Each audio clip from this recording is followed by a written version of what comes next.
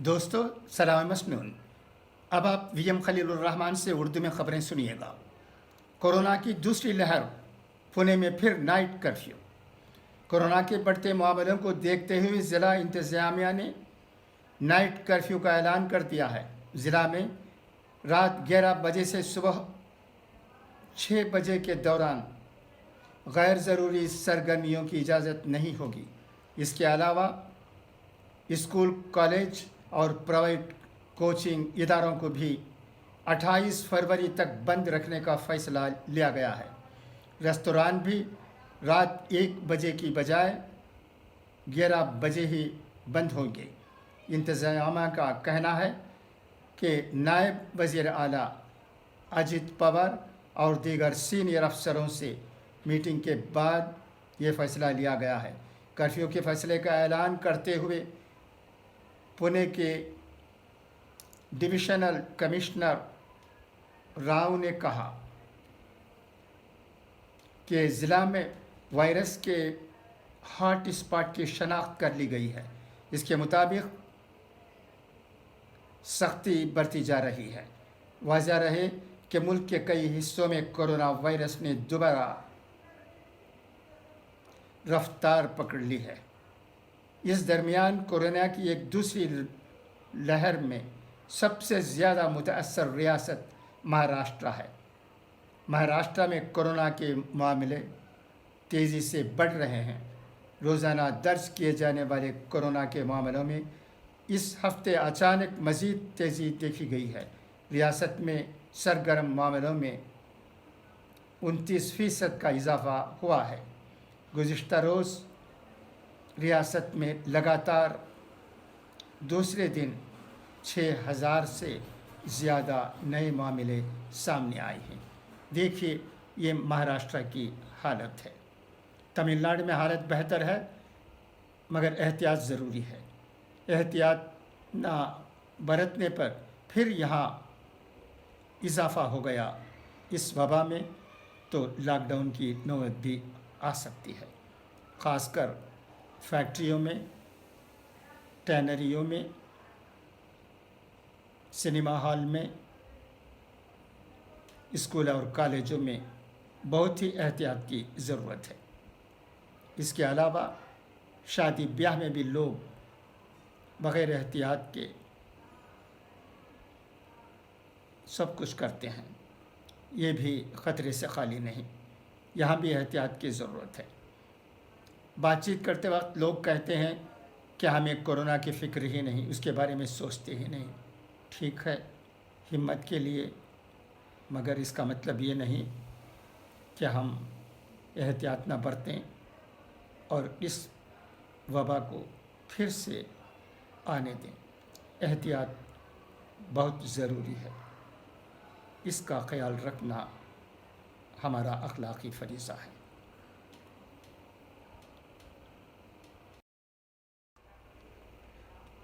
रोज़नामा राष्ट्र सहारा में एक इदारिया लिखा गया है, पुदुचेरी का सियासी खेल।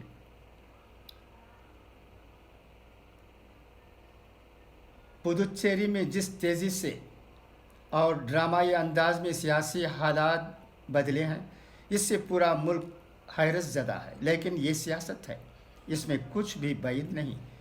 सियासत वक्त और हालात के मुताबिक चलती है। कभी कभी बेवक्त हालात का रुख भी बदल देती है। बस खिलाड़ी और कुछ मोहरों की ज़रूरत होती है।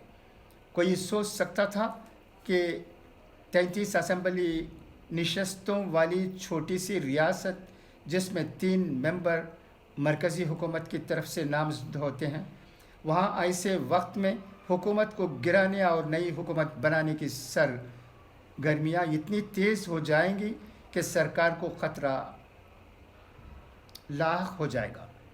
जिस पुदुचेरी में 3 माह के अंदर असेंबली इंतखाबात होने वाले हैं और 8 जून को असेंबली की मियाद पूरी होने वाली है, इम्कान है कि मई में इंतखाबात होंगे।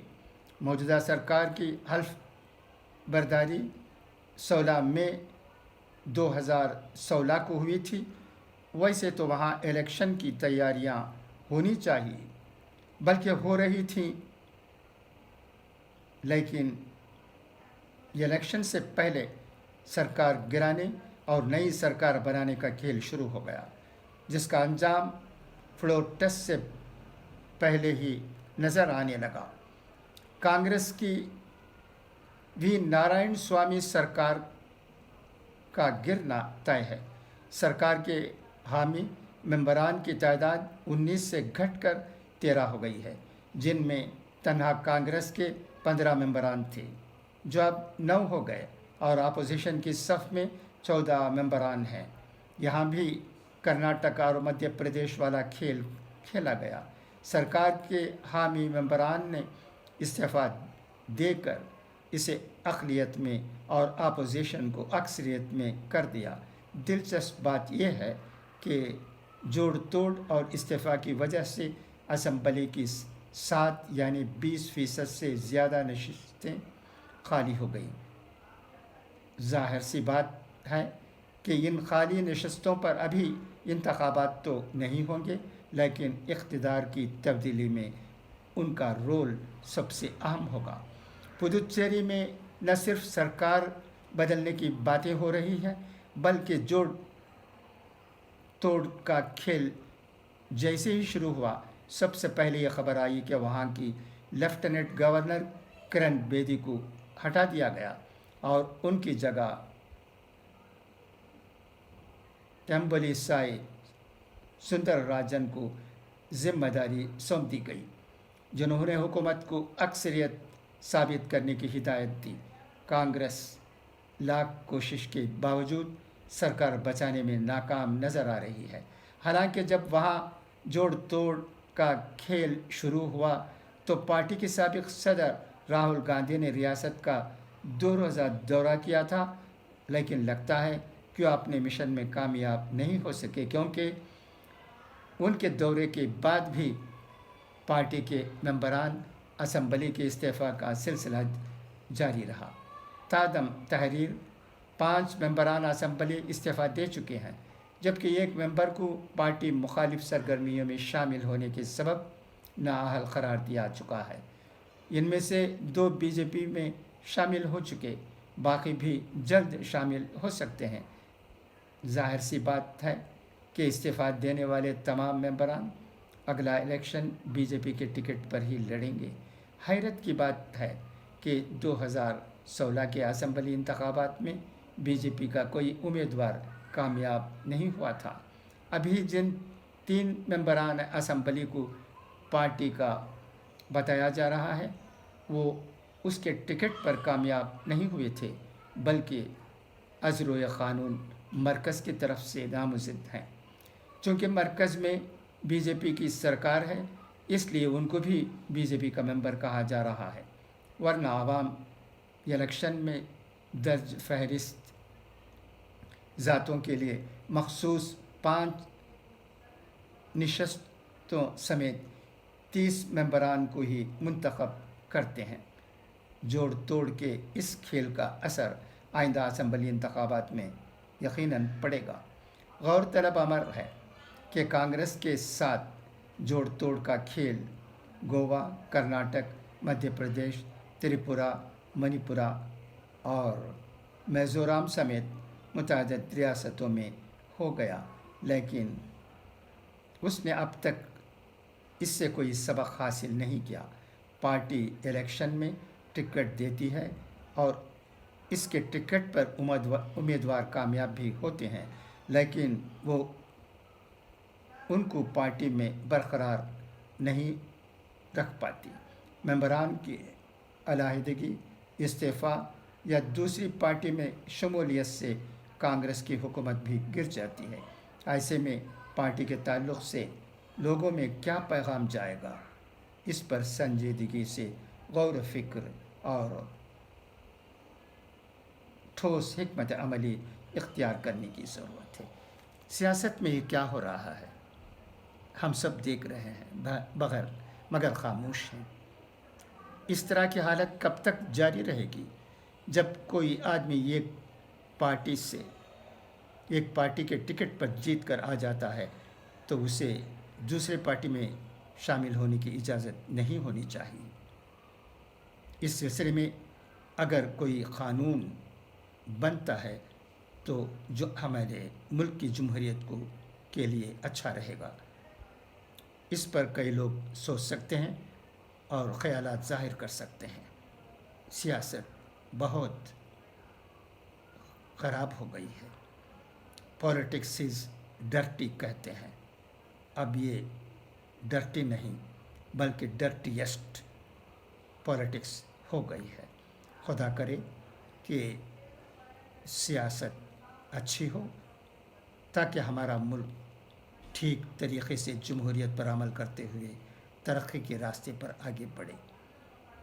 نہ جانے سیاست میں کیا کیا ہو رہا ہے۔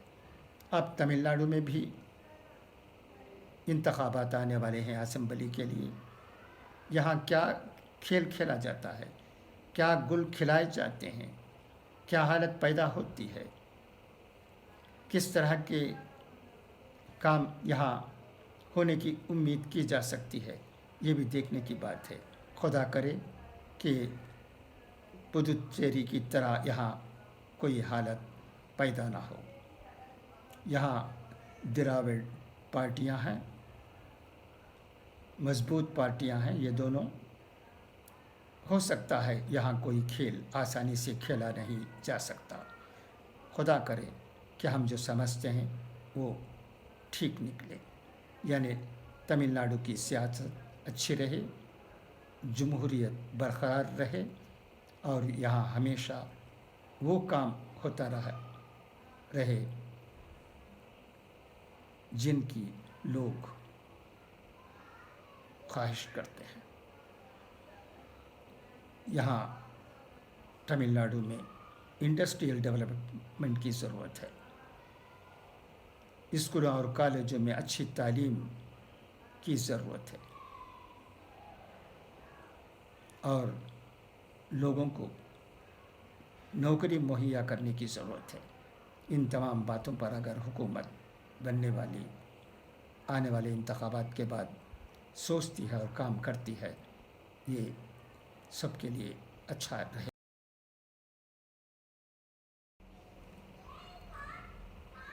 آئینہ ایک ایسا کالم ہے جس میں ضمیر ہاشمی صاحب روز ایک رباعی راشٹریہ سہارا میں لکھتے رہتے ہیں۔ آج کی ان کی رباعی بھی بہت اچھی ہے، جسے میں پڑھ دیتا ہوں، سنیے گا۔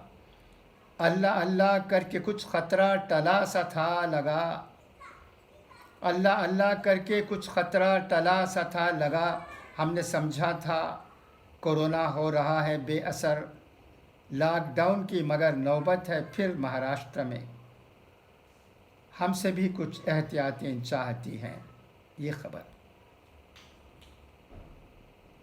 خدا حافظ۔